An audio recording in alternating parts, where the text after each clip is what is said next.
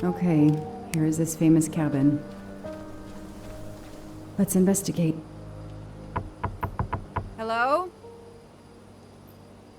Is anyone there? Nobody. I can't just waltz in without a warrant.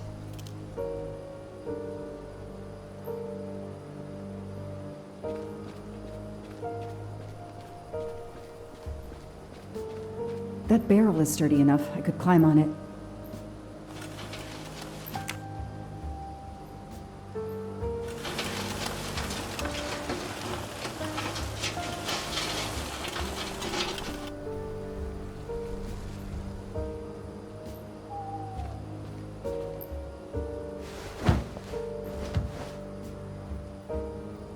It's Daisy's plush toy. If Fluffy is here, the kidnapper has been here.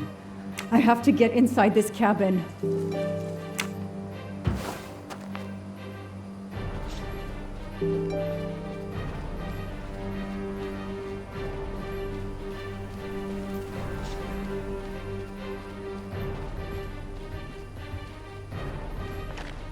A maul for splitting wood. Perfect for attacking doors.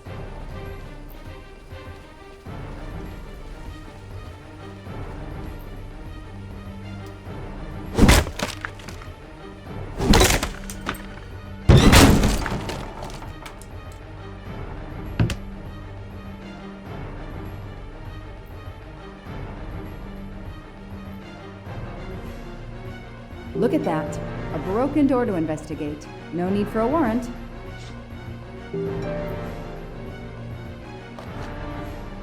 It's Fluffy, no doubt about it.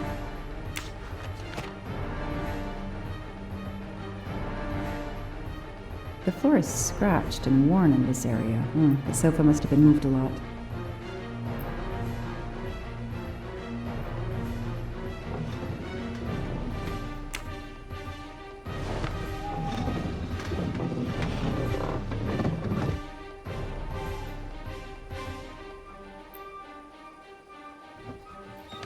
Damn, it's booby-trapped. If I move, it could go off, and that countdown tells me it wants to go off anyway.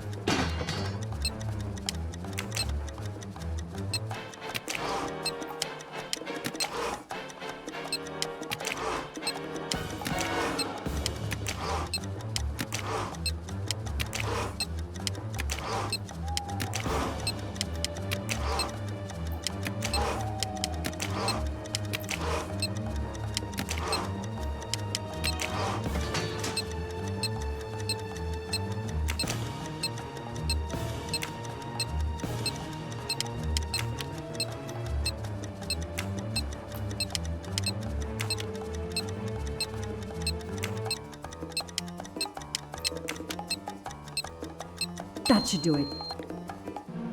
Wow, I wonder if that's how close it was. This would have ended my investigation right here. These rods are heading towards the canisters. It must be the trigger for the explosion. I smell a strong, sweet smell. Damn. I think these are filled to the brim with diethyl ether. Incredibly flammable. It looks like the kidnappers wanted to utterly destroy this place and whoever opened this hatch. A wooden crate? I have to open it.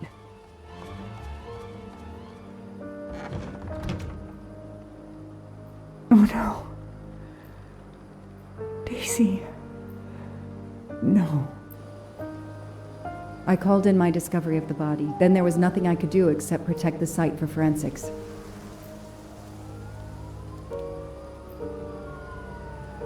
The forensics team arrived an hour later, cordoned off the cabin with crime scene tape, and went to work, looking for physical evidence, fingerprints, testing for fluids, DNA, any clues science can uncover.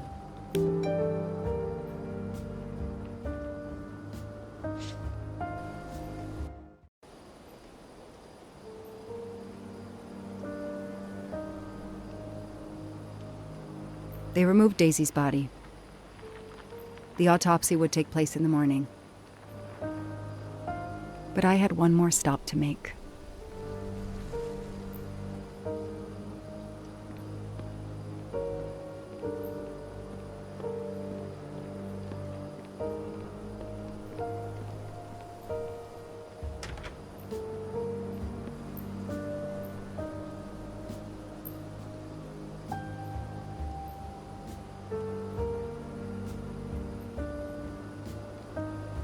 Oh no!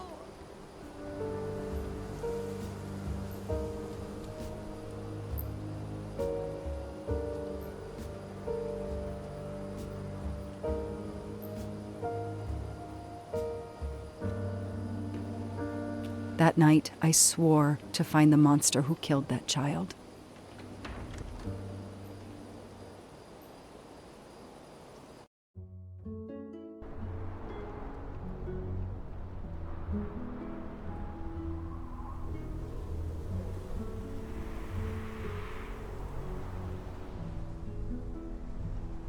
Ratchet on train saw me?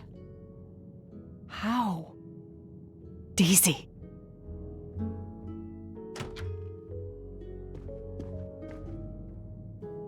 She was awake?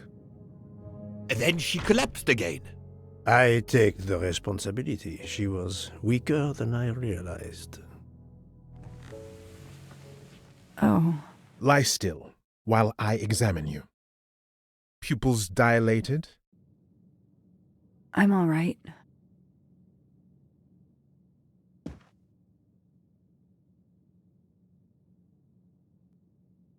You are far from all right. You have been heavily sedated. Your pulse is very weak. I have to finish my story. Ratchet can't escape again. Can't escape. Have no fear of that, mademoiselle. Ratchet will not escape. We must hear her story. This woman needs rest. I will let you know when she is recovered enough to continue. But I warn you, it will be some time. I understand, Doctor. Thank you. I have completed my preliminary examination of the deceased. I think that it will interest you. Indeed it will. And I have other witnesses to interrogate. You are right. Let's not put this poor woman in danger. There will be plenty of time for her to finish her story when she has recovered. By all means, tell me the results of your examination.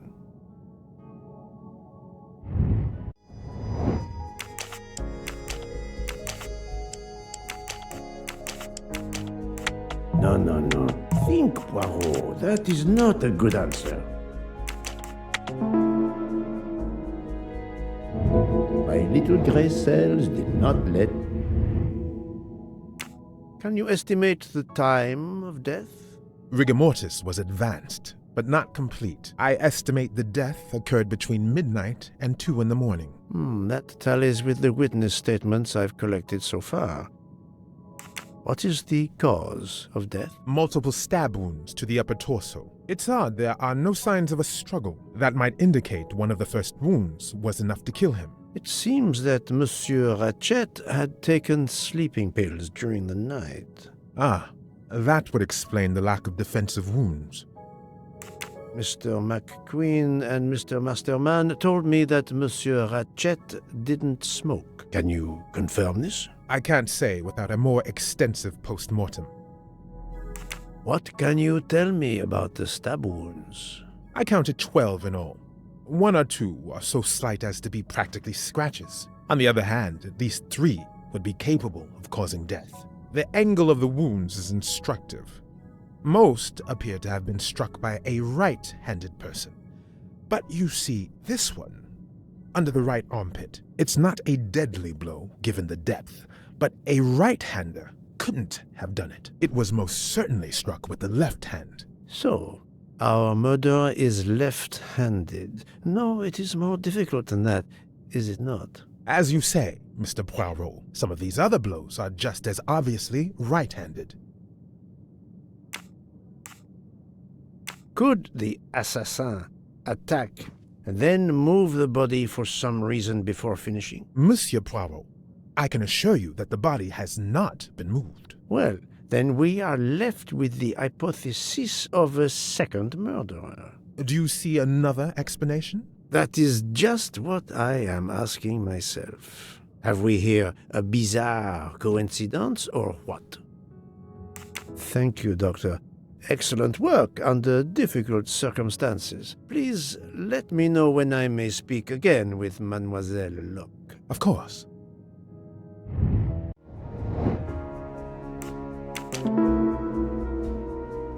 Yes, that's certainly a good place to start.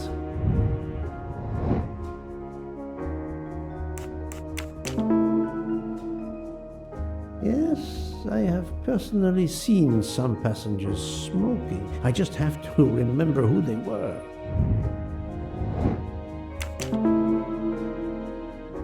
Yes, I suppose it's likely they will give me the list of who smokes what. I'm right again.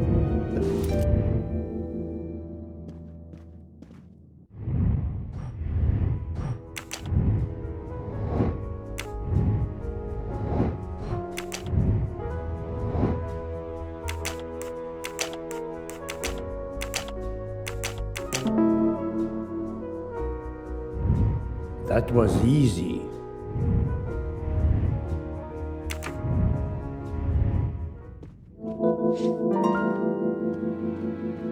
How is Mademoiselle Locke, Doctor? Her vital signs are improving, but she is still unconscious. I understand. Thank you for looking after her.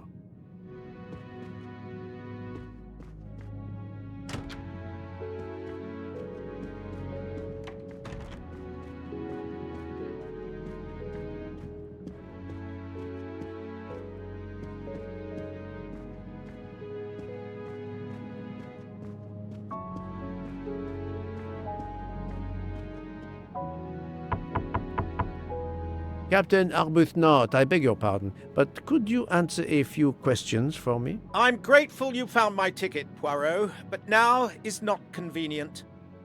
I certainly didn't expect such a resistance.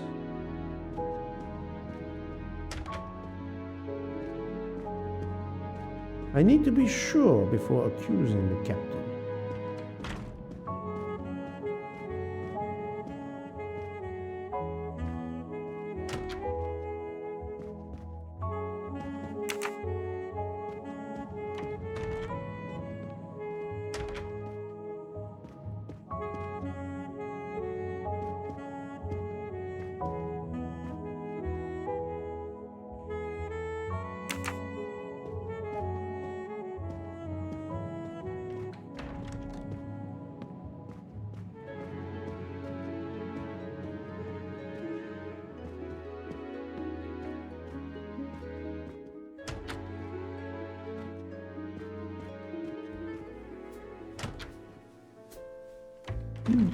Most of the passengers pass by the bar during the day. They eat, drink, write. Maybe I can use this information for my investigation.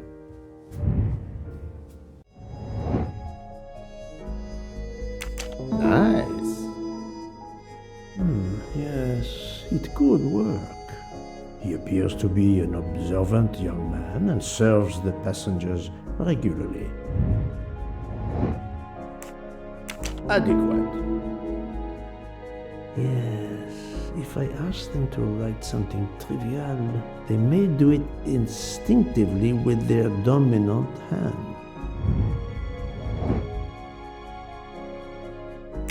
Think, Poirot, that is not a good answer. Given or I do not think that's the right answer. Good job. Yes, I will remember which people use their right or left hand. That's the right answer. Mademoiselle Debenham, I have a few questions for you. Of course.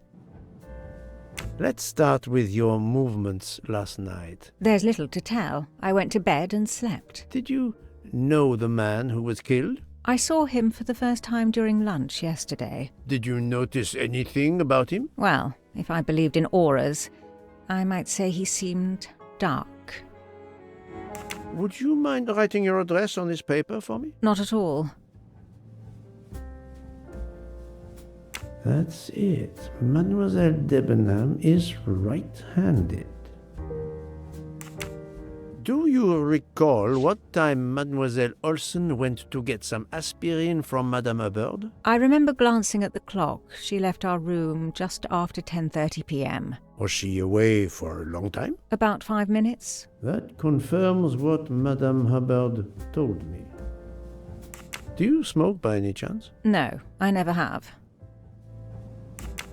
Do you own a scarlet nightgown? No, it isn't mine. Whose then? I don't know. What do you mean? You do not say, I have no such thing. You say, it isn't mine, meaning that you know who it belongs to, am I correct? Oh, I see. No. I woke up this morning about 5 a.m. with the feeling that the train had been standing still for a long time. I opened the door, and I saw someone in a scarlet kimono some way down the corridor. Her back was turned. It was impossible to see who it was. I understand. Thank you for your assistance, mademoiselle.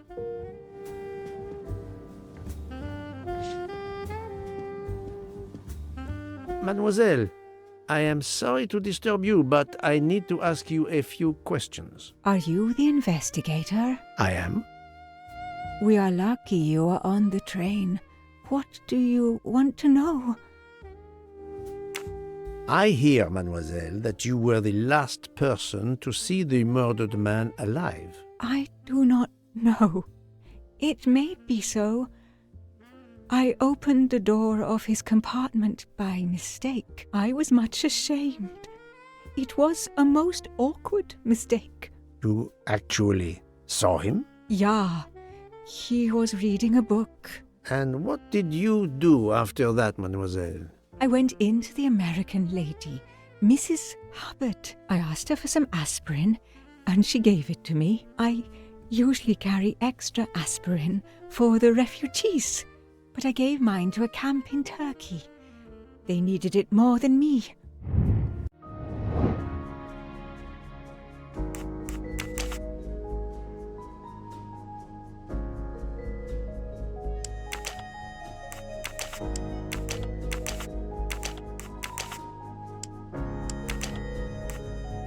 I must admit I'm not right this time. I don't think...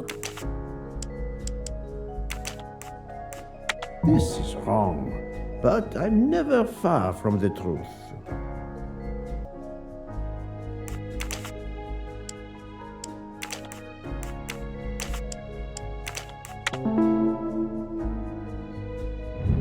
Et voilà. Did Mrs. Hubbard ask you whether the communicating door between her compartment and that of Monsieur Ratchet was bolted? Yes, And was it? yes. And after that, what did you do? After that, I went back to my compartment, took the aspirin, and lay down. That was around 10:50 p.m. Is there anyone else in your compartment? Yeah, a young English lady. Very nice, very amiable. After the train left Vinkovsky, did she leave the compartment? No, I am sure she did not. Why are you so sure, if you were asleep? I sleep very lightly. I am used to waking at a sound. I am sure that if she had come down from the berth above, I should have awakened. Did you yourself leave the compartment after that? Not until this morning. Do you have a scarlet silk kimono, mademoiselle? No, indeed. I have a good comfortable dressing gown of Jaeger material. Do you smoke, mademoiselle? No, I can't stand the smell of tobacco. Perhaps you will be so amiable as to write me down your address. With pleasure. Mademoiselle Olsen is indeed right-handed. This was a very interesting conversation, mademoiselle. I thank you. If you have any other questions, I'll be in my compartment. Good luck, Mr. Poirot.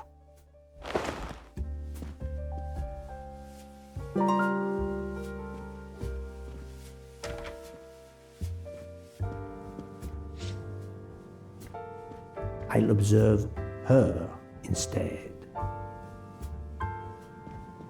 I'll keep an eye on them instead.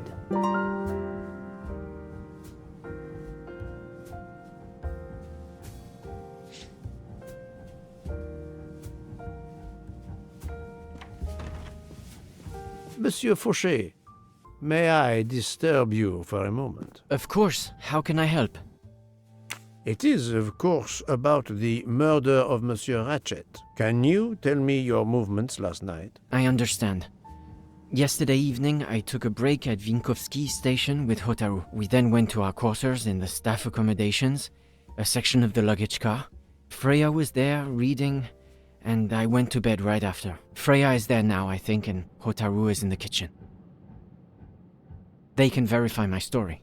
What time was this? 11:30 p.m. or a bit after. The snow is beginning to fall heavily. I see. Thank you. Can you write your address on this paper, please? You want to pay me a visit? Who knows, Monsieur Fauchet? He is right-handed, there can be no doubt. Are you a smoker? I'm trying to quit, but yes. I'm now down to just 1 pack of cigarettes a week. If you're looking for a heavy smoker, you should talk to Hotaru. Thank you, Monsieur Fauchet. I'll come back to you if I have more questions.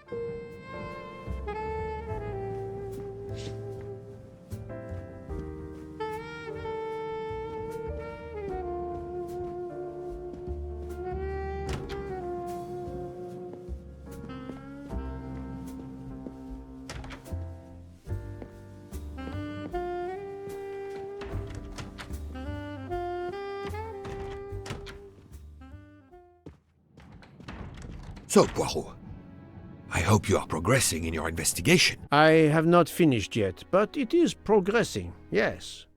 I still have many questions that must be answered. I will report to you as soon as I can.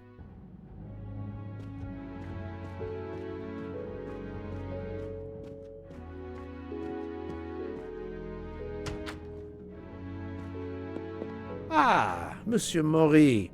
Would you have a few minutes to give me? I have some questions to ask you. Do I look like I can answer questions? The room is spinning. My head is about to explode. You were celebrating last night? Celebrating? When Freya always wins? What am I saying? If you want my answers to your questions to make sense, help me recover. You see there, the magnet on the fridge. That is my special recipe. I call it my day after survival tonic. If you could make me my special tonic, I might survive long enough to answer your questions. Jean knows the recipe very well. He can help you with the preparation. Very well, Monsieur Maury. If I must, I must. I will make you your day after survival tonic.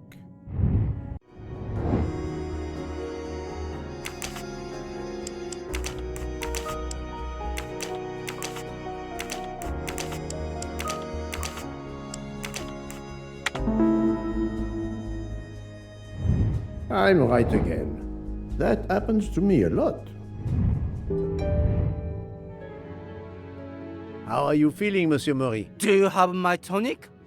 I can barely think.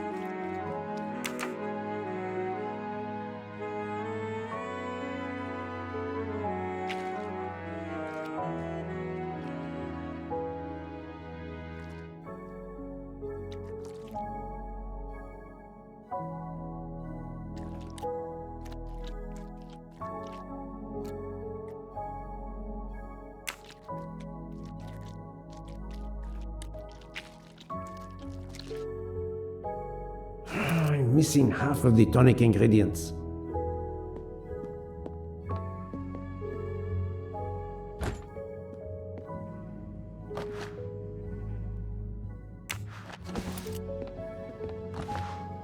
I have all the ingredients for Monsieur Maury's tonic.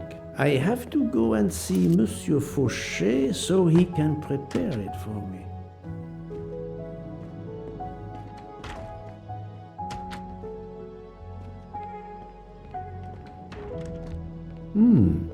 It's locked.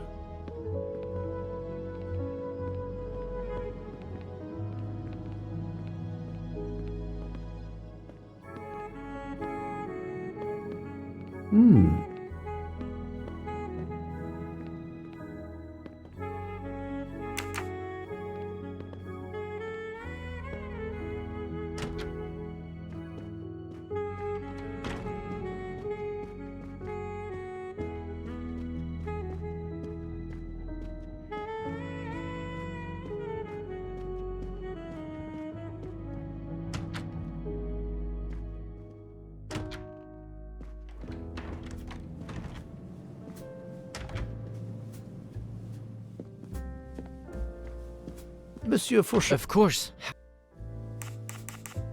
Monsieur Fauchet, I need your help to prepare a cocktail. What is this phrase? This is music to my ears. What can I fix for you? A mojito? A gin and tonic? Or perhaps a martini? Shaken, not stirred? It's not for me, but for Monsieur Maury. Ah, his day after survival tonic. Unfortunately, I know it well. Here is everything that was listed on the magnet. Excellent! I can take it from here. Mr. Poirot, I'm uncertain about the lemon juice. Is it half a lemon or a full lemon for the recipe? Half a lemon. I can't remember if Hotaru prefers it with ginger or without. Do you remember? I can assure you that he will want the ginger.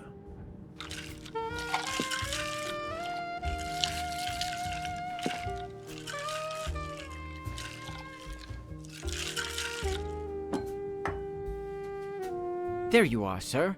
Hotaru will be himself again. Excellent. Thank you very much.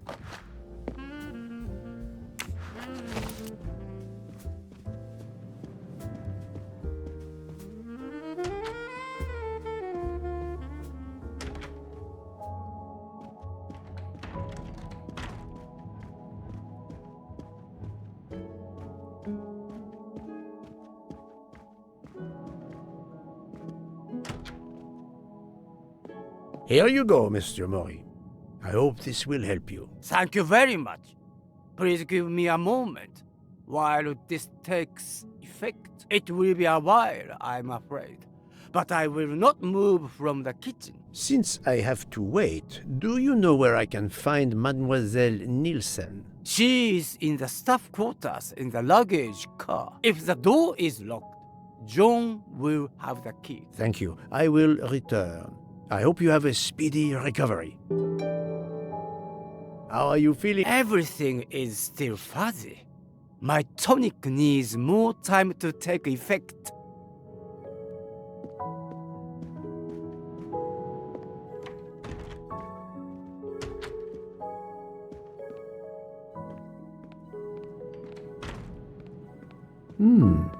It's locked.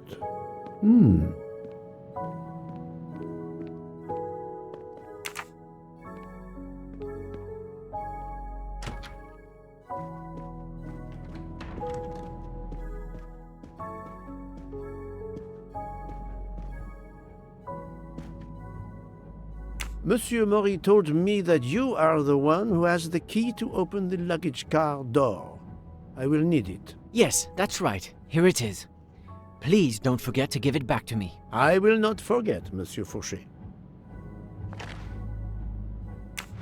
I have a favor to ask.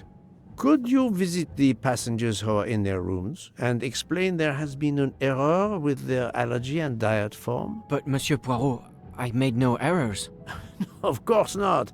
Call it a computer error. Yes, it is possible, but even if I can see this is part of your investigation, I do not understand it. I would ask that you observe which hand each passenger uses. Ah, you wish to know if they use the right or left hand when they write? That is my intention. I will take on this mission for you. Excellent.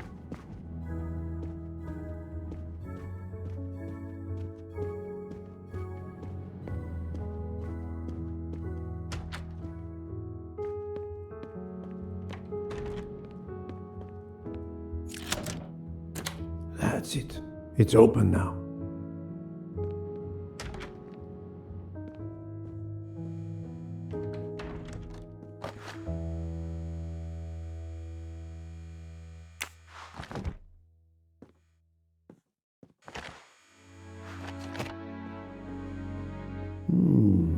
Empty rum bottles.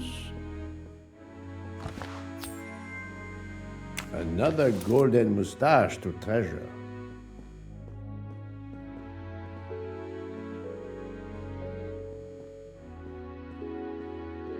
Hello, Mademoiselle Nielsen. May I ask you a few questions? I don't have a minute. My career is ruined, and it's not my fault. But how did this terrible thing come to pass? My supplies, passenger luggage, our living space. There is so little room. I gave the cargo handlers in Istanbul strict instructions how to stack my crates containing the ingredients I need for my desserts. So as one box is used up, it can be discarded. And these fools of cargo handlers did not follow your instructions? Ignored completely. I have 4 crates that must be moved from there to here to correct the order they are stacked. But placing the wrong crate on top of a smaller crate will crush it, its contents, and my career. Calm yourself, mademoiselle. I understand. So, the problem is these 4 crates must be moved there, but carefully. Yes. I have to move these 4 boxes from this location to here. But there is not much space to move the boxes, and I have to be careful never to put a bigger box on top of a smaller one, or the smaller crate will be destroyed. The problem is clear. I shall assist you.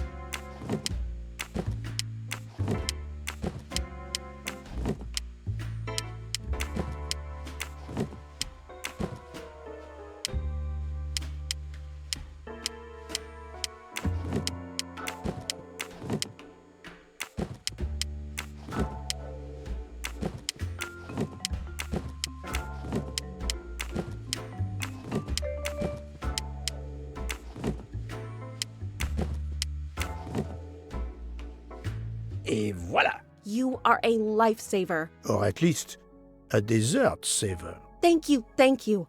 I will gladly answer your questions. Can you tell me your movements of last night? Last night after dinner, I stayed in the kitchen until 12:15 a.m. Then I joined Jean and Hotaru in our quarters. Then all of us read quietly in our beds until we fell asleep. A very studious staff. However, Monsieur Mori doesn't seem to have followed the same literary pursuit as the others. And these rum bottles, do they have something to do with his hangover?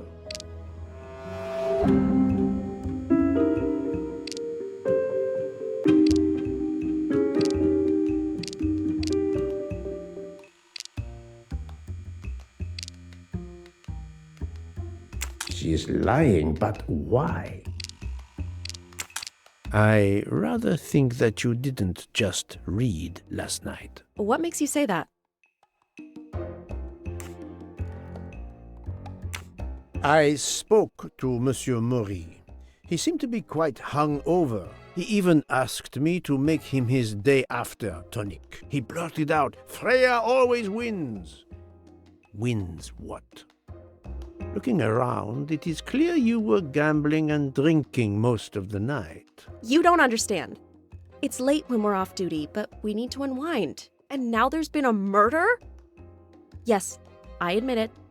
We went overboard last night. But please don't tell Mr. Book. It's against regulations. We could all be fired. Mademoiselle, I realize your difficult jobs have been made more difficult. But as you say, there has been a murder. I must have the truth. Of course. I'm so sorry. It's not such a crime. I'll leave it there and check in with Monsieur Fauché. Would you mind writing your address on this paper? I'm asking everyone on the train for addresses, in case I need to contact them once they leave the train in Paris. I understand. Yes, that's it. Mademoiselle Nielsen is right-handed. Do you smoke? No, I never have. Thank you. Thank you for your answers, Miss Nielsen. You're welcome.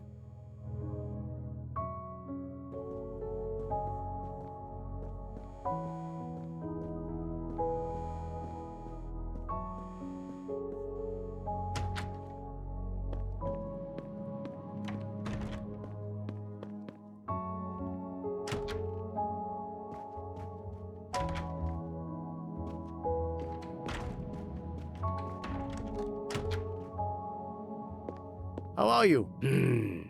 It's better. Thank you. Then may I ask you some questions? It will not take long. Quickly, please. I have hungry passengers to feed. Très bien. Can you tell me your movements last night? Oh, nothing special. When I went off duty, I joined John and Freya in a compartment. I read for a short while, then went to bed early. Reading?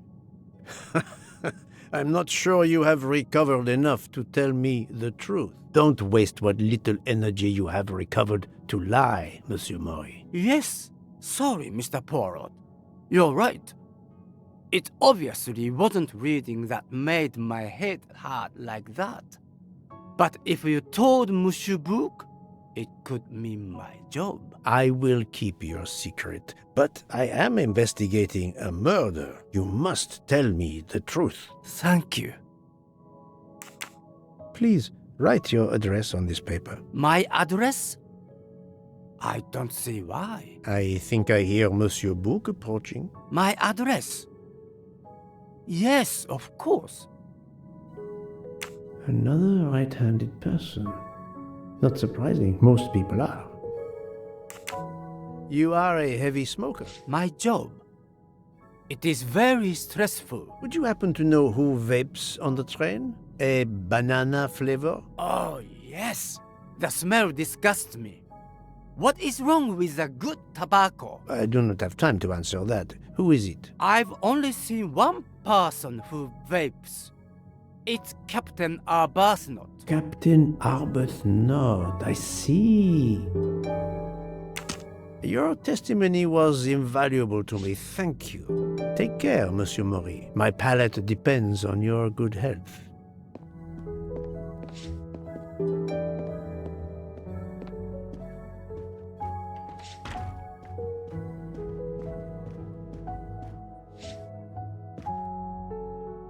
Here is your key. Thank you very much. My pleasure. About the little favor I asked of you. Aha, but of course. I was able to get new allergy forms from guests who were in their compartments. Monsieur McQueen, Monsieur Masterman, Count and Countess Andreni, they are all right-handed. I also asked Princess Dragomirov, but she had her assistant, Madame Schmidt, sign for her. She is right-handed as well. You have exceeded my expectations. Well done. Thank you, Monsieur Fauché.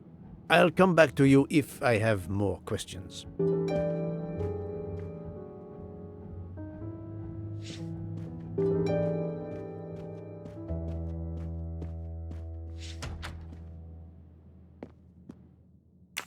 Your testimony was my palate.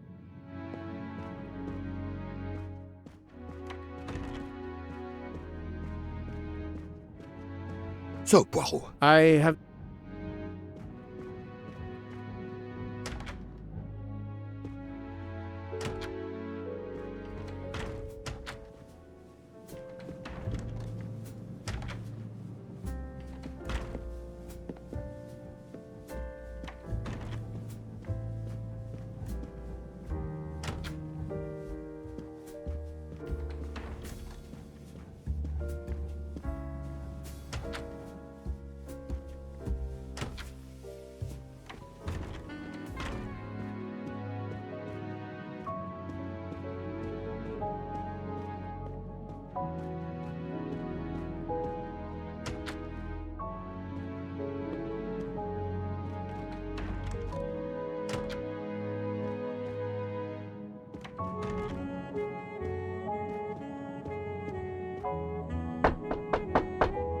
Captain Arbuthnot, I know that you are the only person on this train to smoke e-cigarettes. We found a vial of e-liquid at the crime scene. Will you talk to me about this, or should I pass on what I've learned to the police? All right. Come in if you must.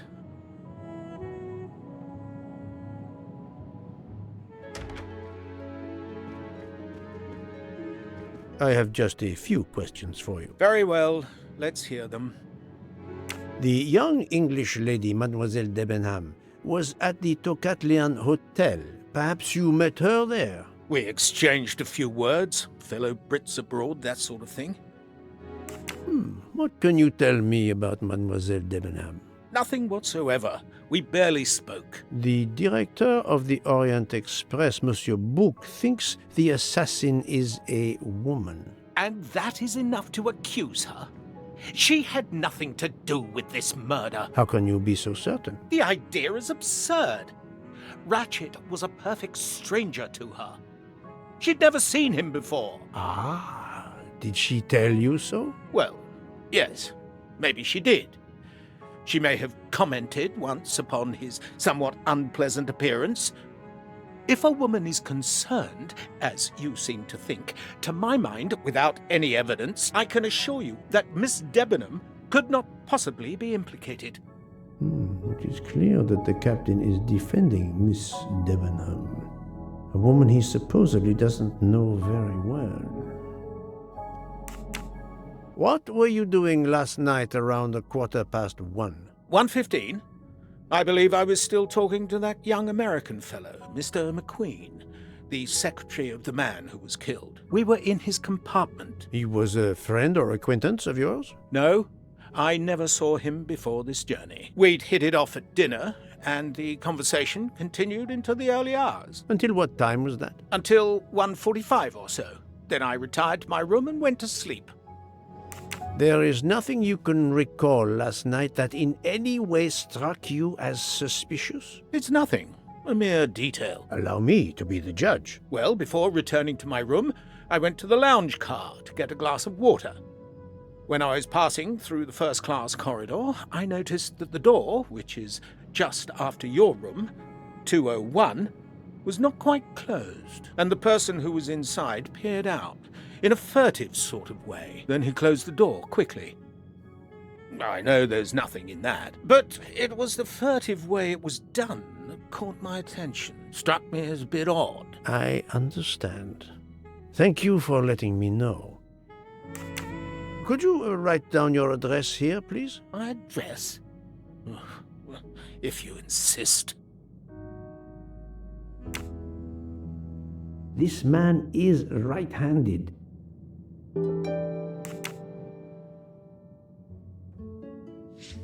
Is this e-cigarette liquid yours? What flavor is it? Banana. Well, that is awkward. That's my flavor of choice. But I have no idea what it was doing there, whatever. Can you explain how it ended up there? I have no idea. I never entered the man's room, Poirot. That's the truth. Thank you, Captain. You're welcome.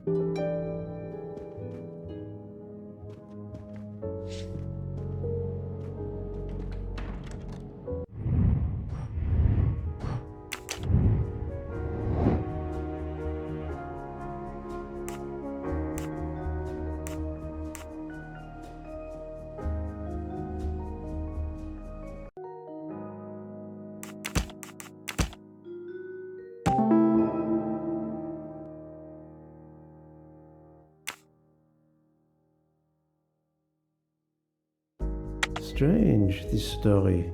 If Mademoiselle Olsen is such a light sleeper, why didn't she tell me about Mademoiselle Debenham getting out of bed? She even made a point to tell me the opposite. That's the right answer.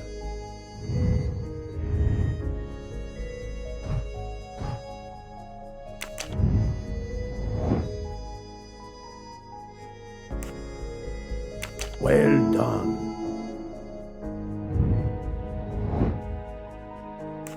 Nice. My little gray cells did not let...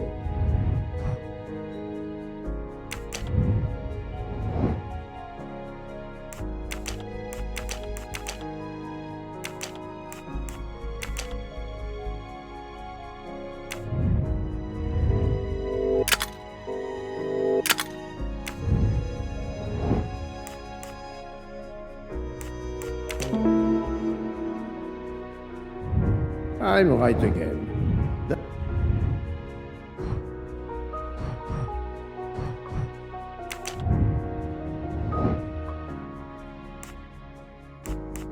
Well done.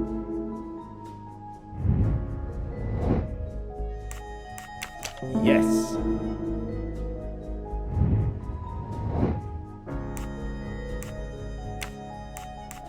Great. This is wrong. But I'm never... Are you a smoker? Fantastic. I'm right again. That happened.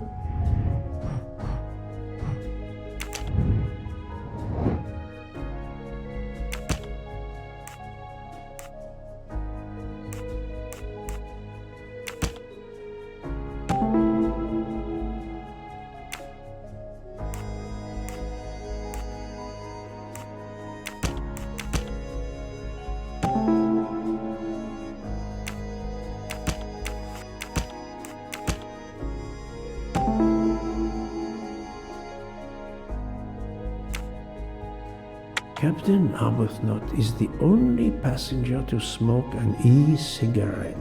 Even if this liquid in Ratchet's room is a solid clue, he has an alibi. I cannot accuse him without any other proof. My little grey cells did.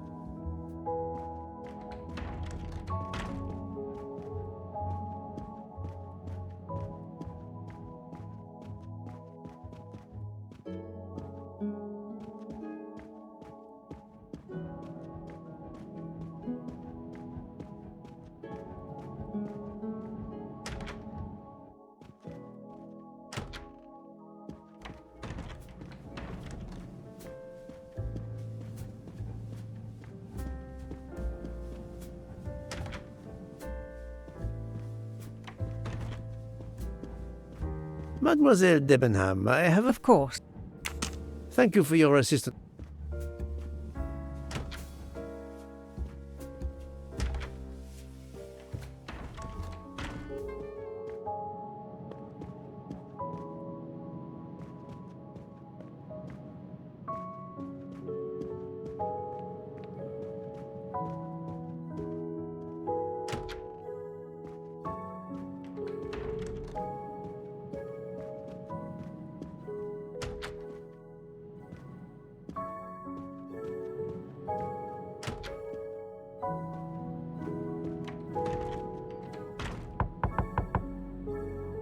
Pardon this intrusion, Mademoiselle Olsen, but something you told me earlier confuses me. Oh, please, come in.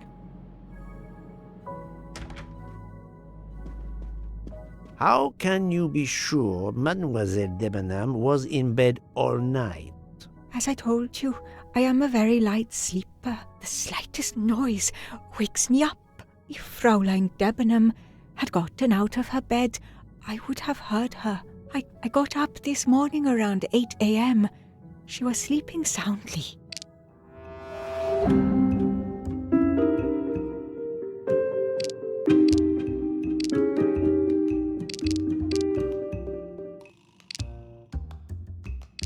That does not prove she's lying. I know there is a clue somewhere to prove she's lying. She's lying. Are you certain you would have heard her? Yes. Why are you asking?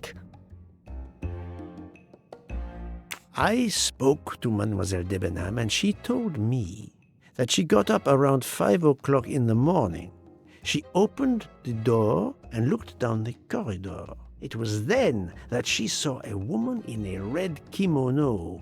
How do you explain that? I think I must have been sleeping very soundly not to have heard it. Oh, but does that make me a suspect? I am not accusing anyone, mademoiselle. Do not worry. I am just trying to determine what happened last night. Thank you for your testimony.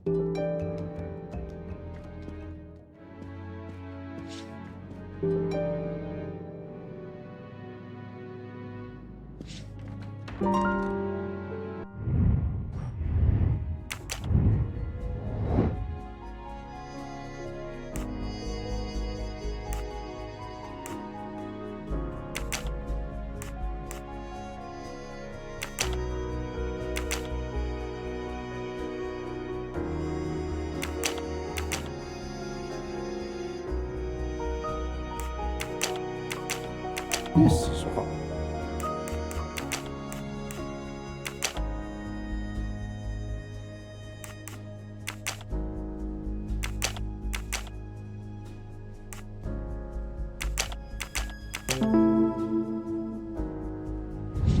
Et voilà.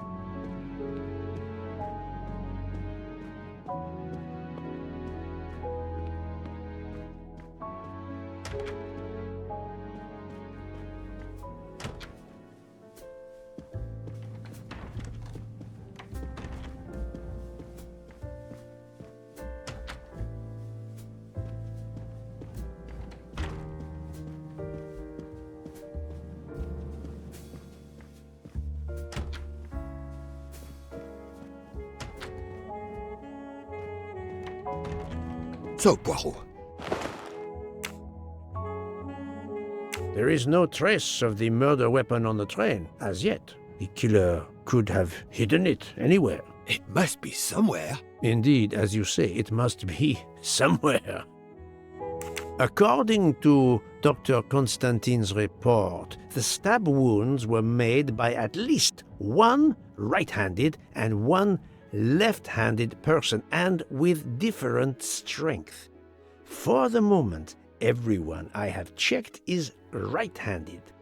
It is impossible to draw any conclusions as yet. However, I still have a few people to interrogate, notably the Russian princess. You still have many avenues to explore? Indeed, the case is far from over, mon ami.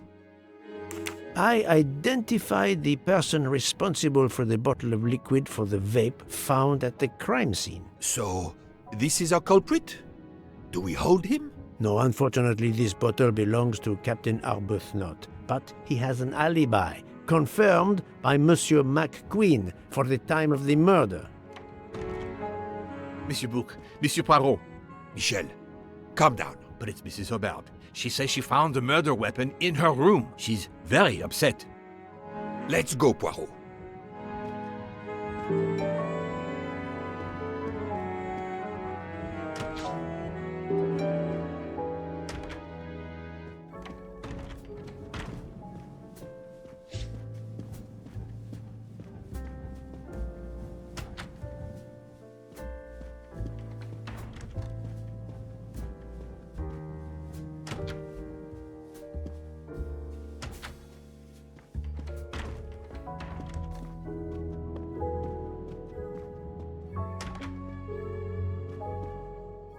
I demand to be allowed to leave this train! Madame, we are in the mountains, trapped in a snowdrift. Stating the obvious, there is a murderer among us. He had the audacity to hide his weapon in my room. Please, Madame Hubert, take a deep breath and tell us what occurred.